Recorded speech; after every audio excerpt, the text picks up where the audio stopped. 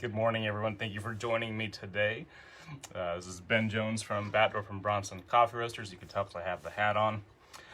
I want to talk today about a question that I get not too often, but often enough that it should be addressed. I want to talk about water temperature that we would use for pour-over coffee making. It's a bit of a trick question. It's a bit of a, it's not quite clickbait for the title, but it's not perfectly accurate.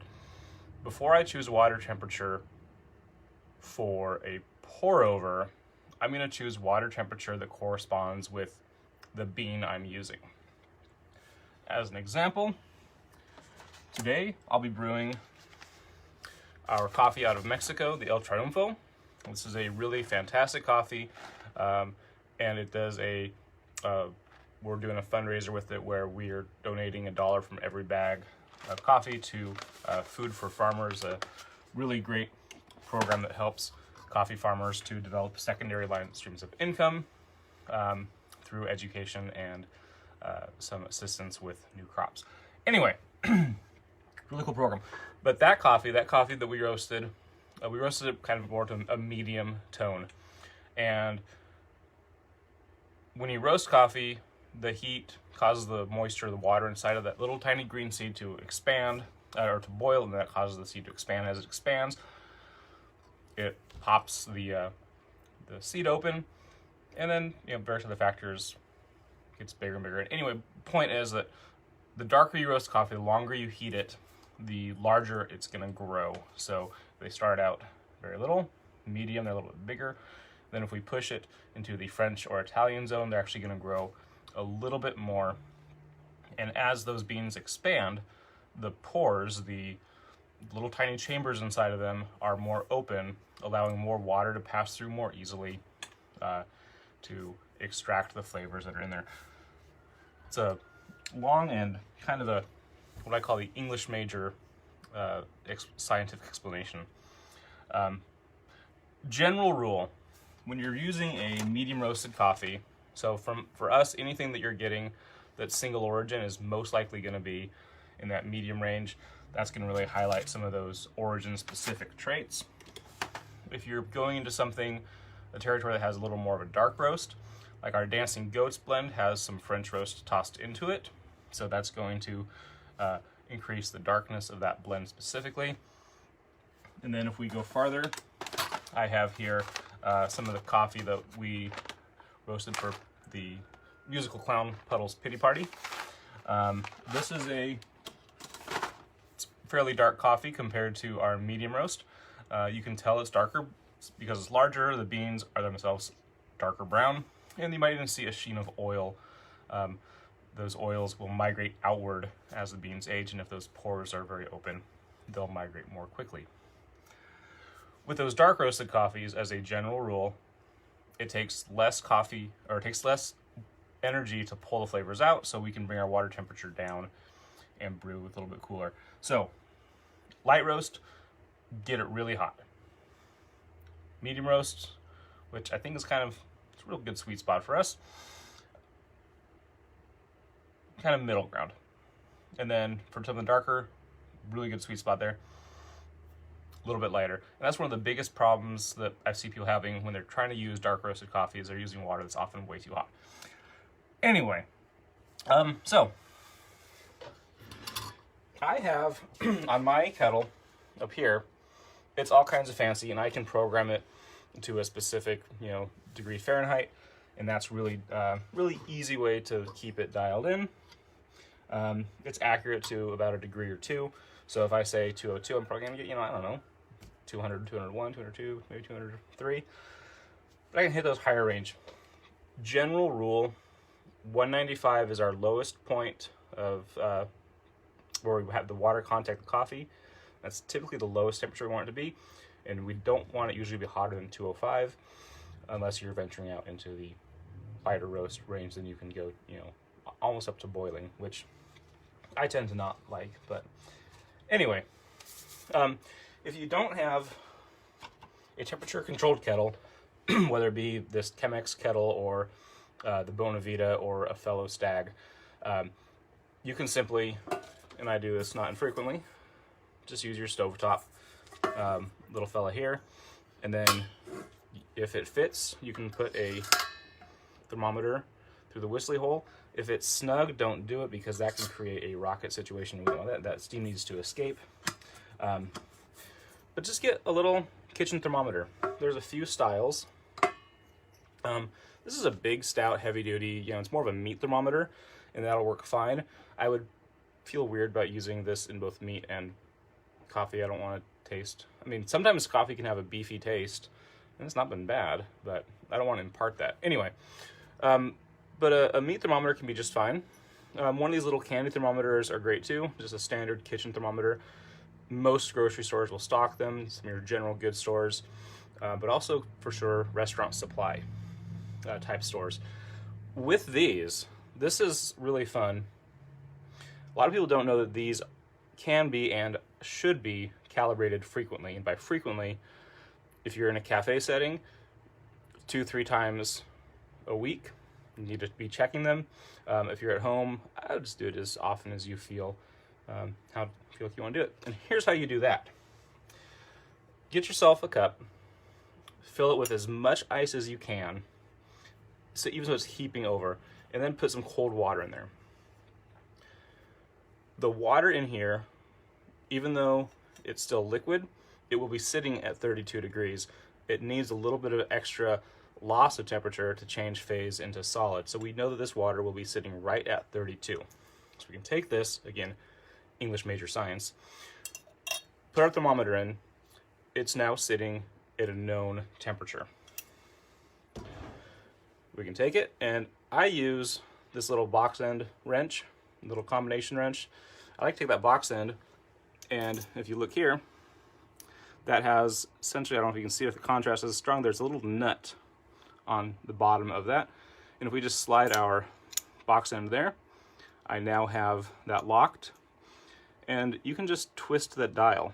It's essentially a little sticker that sits on top there, and as you twist it, it doesn't change the needle and the thermometer sensor core. It just changes where the paper with the temperatures sits. So I would adjust it down to 32 degrees, put it back into my ice, and let that recalibrate. Something to be aware of is that some of these thermometers, the ranges don't start until, I don't know, somewhere in like the 60 degree range. So, check out what you got. Basic idea, put it into a known temperature, use a little wrench, pair of pliers, grab that nut and give it a twist. All right. It wouldn't be a video if I wasn't making coffee, so I'm gonna go and start making my coffee. My kettle, I don't want to rinse that, I still want to preheat this. All right, so here's something to talk about. Rinsing and preheating. I'm gonna be brewing on this Cleta Wave today. It's just a thin stainless steel little vessel. Itself doesn't really insulate very well.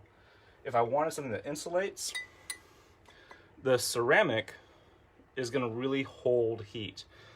It's also going to really suck in heat. So if you're using ceramic, really give it a good preheat. You want to get the body of that ceramic nice and hot. Otherwise, all of this doesn't matter, because as soon as you start pouring water in, that heat's going to go straight into the ceramic and not to the coffee. If you don't want to use a lot of water to preheat, I don't know where I put it. Oh, here it is. My plastic Melita dripper. Plastic is fairly neutral in terms of a thermal insulator, and it's also not going to steal heat. So this will give us minimal heat loss. It's not going to keep it warm though. So that's one of the things that, the ceramic can keep things a little bit toastier. If you're using a French press, glass, similar situation. For those of you who have single pane windows in the home, in the winter, you know that glass does not insulate. So all your heat will easily go out of here. I highly recommend preheating your French press before you brew, just so that it can give you that little boost. And then lastly, it wouldn't be a video if I didn't talk about an AeroPress. So plastic cylinder, minimal heat exchange, but also no insulation. I took a can koozie and cut the bottom off, and then I just had to stitch it back together at the seam so it wouldn't unravel. That just happens to be a perfect koozie to help insulate my AeroPress. This is especially crucial if I'm out camping, anytime I'm brewing outside. I also just do this here in my workshop because I don't know if I've established this with you. It can get chilly in here some mornings. There's been some times where it's been like, I don't know, 42 degrees. And out here making coffee. That's chilly. All right, so I've rinsed my my little vessel there and dump out the rinse water. These Kalita Wave filters, they don't need to be rinsed. And if you ever have problems with the coffee choking as it tries to drain through, sometimes that's caused actually from rinsing. That causes the paper to sit too low in the brewer and then it kind of chokes out. All right, so thermal stability when we're brewing. The more water you have that's hot, the hotter the water will stay. So here I'm going to apply some water to my bloom. As we're sitting, I can see some steam coming up. That means we're losing heat. Right, heat's coming into the air. Down around here, it's a little more insulated. The wave itself kind of creates, they describe it as an insulating pocket of air. Awesome, great, that's cool. If I want to keep this at a similar temperature, if I add just a little bit of water, just enough to kind of break the crust and have some water sitting on top, we're getting minimal drip through on that. There's not much happening. But also we don't have a large thermal mass. By adding more water, I increase the mass of the hot water. A lot of hot water stays hot longer than a little bit of hot water. The challenge here is if you add too much water too fast, you're going to leave coffee grounds high and dry in the filter. Everything is a balancing game. Ultimately, if you like the coffee you're making, you're doing it right. I would say if you want to experiment a little bit at home, try playing with your temperature. If you have a coffee that's really bright and zippy, we describe it as acidic. That's the term we use. That has nothing to do with the pH level and the amount of acids versus alkalines, but it's what I mean.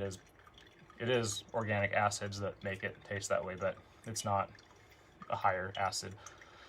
All your coffee is going to have essentially the same pH, but the flavor is going to have more zip and liveliness. If you want to turn that down, if you want that sparkle to drop a little bit, if you want to be a little more muted, you can start your bloom with a little bit cooler water. I have not infrequently made an AeroPress using kind of room temperature water. Just put a little bit in, stir it to get it started for my bloom, and then add in some water that's about 200 degrees, and it averages out to about 180 by the time I'm done. And it makes a decent cup of coffee, but it turns off that acidity. For dark roasted coffee, I would definitely bring my temperature down. So if you're brewing our Italian roast, our organic French, which are both delicious dark roast coffees, to avoid getting that astringency that's incredibly common, or the sharp metallic tone that you can get if you are using water that's too hot. If the water's too hot, turn it down.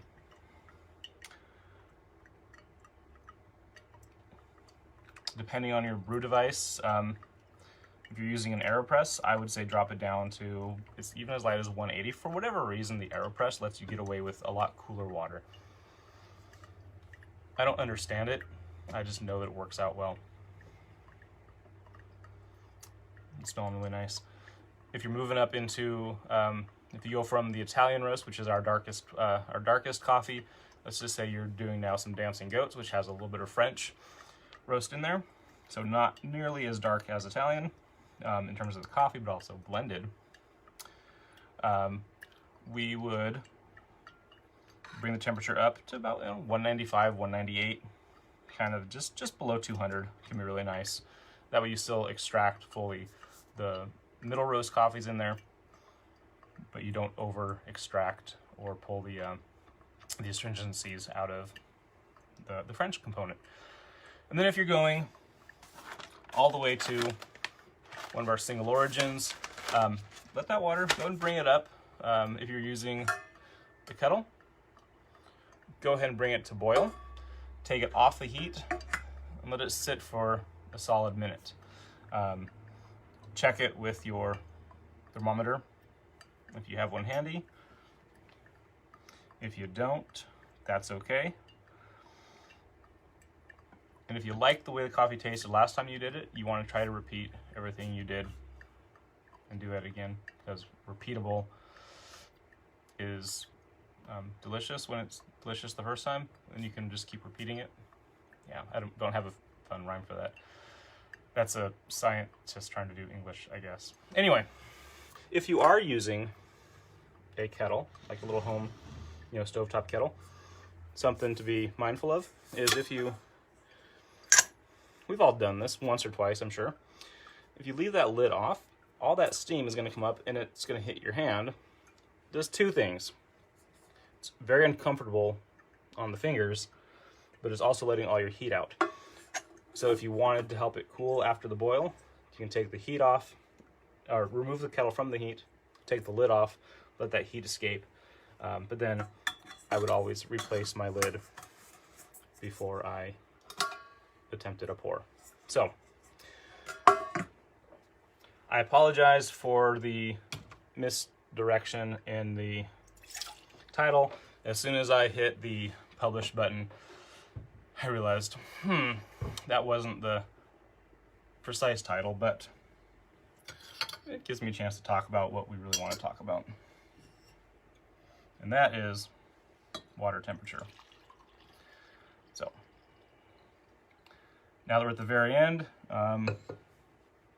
the darker the coffee, lower the temperature.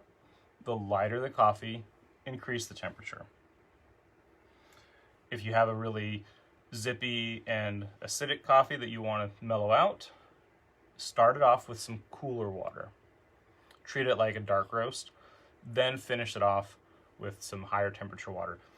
That's one of the reasons we like to use, the manual brew systems, just because they're fun that way. And with very few exceptions, always rinse and preheat your brewers. Thank you for joining me today. If you have any other coffee questions, definitely feel free to drop them into the comments. Or you can visit our website and contact us, and then that'll get back to me eventually. And while you're on our website, batdorfcoffee.com, check out our offerings of regular coffees, decaf coffees, everything, and they come in ranges from medium to kind of medium dark to a delicious Italian, which is not over roasted. I will just add that. Thank you for joining me. Have a lovely week. I'll see you back here in the workshop on Friday.